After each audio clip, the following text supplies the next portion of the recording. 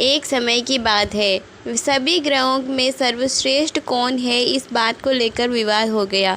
वे सभी ग्रह सूर्य, चंद्र, मंगल, बुध, गुरु, शुक्र, शनि, राहु, केतु इंद्र के पास गए। वे निर्णय के लिए असमर्थ थे, तो उन्होंने ग्रहों को पृथ्वी के राजा विक्रमादित्य के पास भेज दिया, क्योंकि वे न्यायप्रिय राजा हुआ करते थे।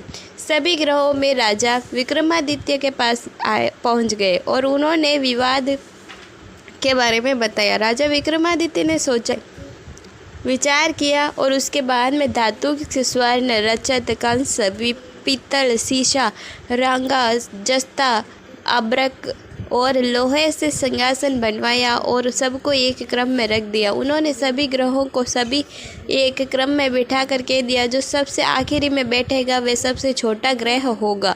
लोहे का सिंहासन सबसे अंत में रख दिया था। शनिदेव सबसे अंत में बैठे। इस वजह से वे नाराज़ हो गए। उन्होंने राजा विक्रमादित्य से कहा कि तुम मुझे मेरा अपमान किया है, तुम मुझे नहीं जानते। शनि ने कहा कि मेरी दशा आती है तो 2.5 और 7.5 साल तक बड़े से बड़े व्यक्ति को भी विनाश हो जाता है। शनि की 7.5 जब राम को आई तो वे वन में जाना पड़ा, और जब रावण पर आई तो उसका सर्वनाश हो गया। अब तुम सावधान रहना। कुछ समय के बाद विक्रमादित्य पर शनि की महादशा आई। तब शनिदेव ने घोड़े के व्यापारी बनकर राज्य में आए और राजा विक्रमादित्य को पता चला कि कोई सौदागर अच्छे घोड़ा बेच रहा है। उन्होंने उनसे काफ़ी सारे घोड़े का सौदा कर घोड़े ले लिए। विक्रमादित्य उनमें से एक घोड़े पर दूसरे दिन शिकार के लिए बैठे तो उसने लेकर जंगल में भाग गया और गायब हो गया। राजा विक्रमादित्य कोई बुरा वक्त शुरू हो चुका था। भूखे प्यासे वे तड़प रहे थे। एक ग्वालिया ने उन्हें पानी पिलाया तो राजा विक्रमादित्य ने उसे अंगूठी दे दी। फिर नगर में और आगे चलने पर एक सेठ के वहाँ पर पानी पिया। अपना नाम उज्जैन का बीका बताया। सेठ बीके को लेकर गए। वहाँ पर उसकी खूंटी पर एक हार टंगा था। वे खूंटी हार निगल रही थी। देखते ही देखते वे सारा हार गायब हो गया। हार चुराने के आरोप में सेठ ने बीका को कोलवाल में पकड़ा दिया। वह राजा के बीका हाथ पैर कटवा दिए और नगर के बाहर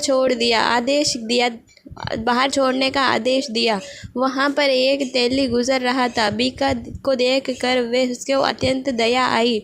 उसने उसे बैलगाड़ी पर बैठा कर आगे चल दिया। उस समय शनि की महादशा समाप्त हो गई थी। बीका वर्ष ऋतु में वे मल्हार गा रहा था। उसके राज्य की कुमारी मन भावनी होकर आवाज़ सुनी तो उसके विवाह करने की जिद कर बैठ गई। हार कर राजा ने बेटी का विवाह बीका से करवा दिया।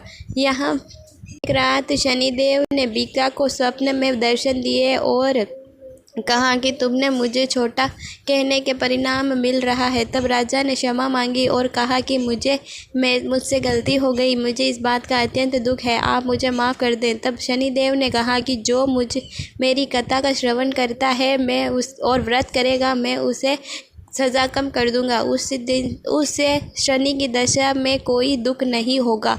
शनिदेव महाराज के विक्रमादित्य के हाथ और पैर वापस दे दिए। जब सेठ को पता चला कि बीका तो राजा विक्रमादित्य है, तो उन्होंने आदर सत्कार से घर पर किए हुए बेटी को श्रृंगावरी से उनका विवाह कर दिया।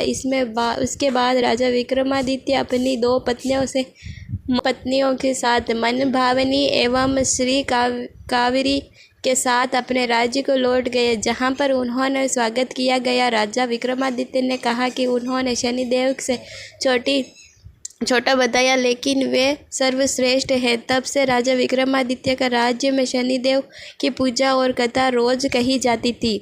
जय शनिदेव महाराज की जय।